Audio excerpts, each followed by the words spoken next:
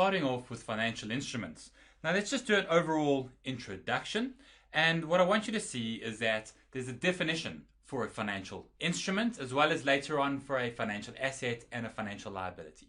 Let's start off defining a financial instrument. Well, it's any contract, remember there has to be a contract, right, that gives rise to a financial asset of one entity and a financial liability or equity instrument of another. So this is a zero-sum game always. There's a asset and a liability / equity on the one side. Okay, yeah, there's some difficulties about classification, mainly with preference shares, but we'll get there a little bit later. For now, I just need you to learn these definitions. The first thing you need to do when you get a financial instrument that comes across your table, you need to either decide whether it's a financial asset or a financial liability. Remember, it will be a financial asset if you are the purchaser, right?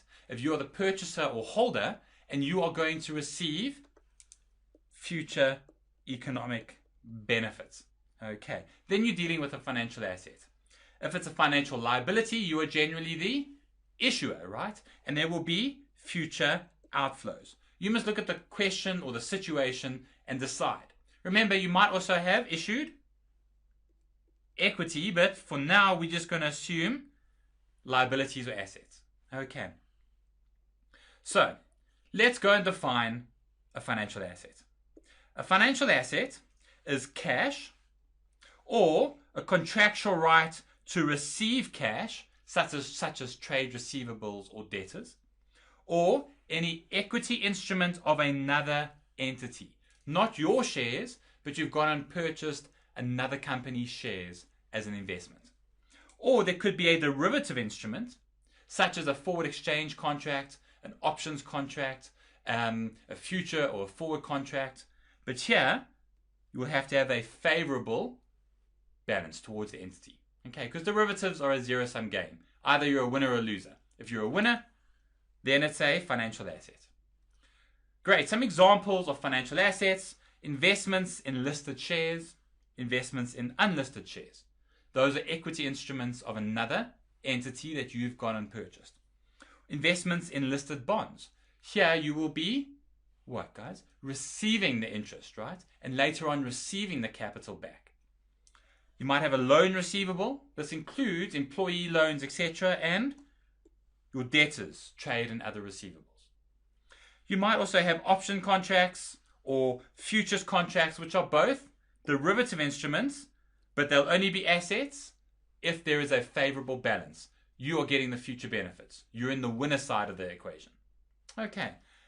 Financial liabilities includes a contractual obligation to deliver cash or another financial asset, a contract settled in the entity's own equity instruments, i.e. you will have to issue shares, okay, but it'll be a variable number of shares and a fixed rand value. So here you'll come across this repeatedly. If the contract says you have to issue shares to the tune of 10 million, okay, 10 million currency units, whether it's rands, dollars, whatever. If you're issuing a variable number of shares, so it doesn't matter what the share price is, you will issue the number of shares that will equal $10 million or 10 million rand. Fixed rand value means I have a liability.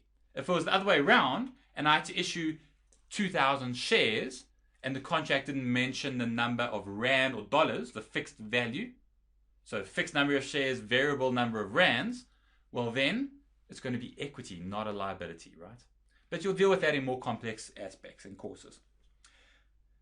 Then it might be a derivative instrument which is unfavorable to the entity, i.e. you're the loser, right?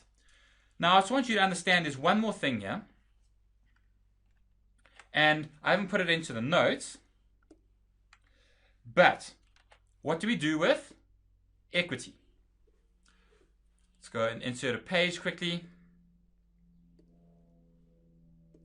So remember, equity equals assets minus liabilities. So we call this, we've defined the asset, we've defined the financial liability. For it to be an equity instrument, it must be the residual interest. Okay, and we're going to deal with that in later, more advanced courses on compound instruments, etc. But for now, I need you to know the financial assets definition, the financial liability definition, and know that equity equals assets minus liabilities.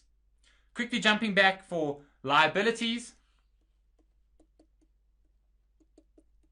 just quickly listing some basic examples. We might have a loan payable to the bank, interest-bearing borrowings. Trade and other payables, creditors, right? A finance lease liability. Remember, there's another standard on that for some of the recognition and measurement issues in IAS 17. You might issue a bond onto the listed exchange, right? So here you are issuing a bond instead of buying a bond. It's a liability. You might have derivatives like options or futures, but they have unfavorable balances towards you. Okay, so introduction done. We're getting a feel for where we're at. Let's move on to a bit more of the detail. Thank you.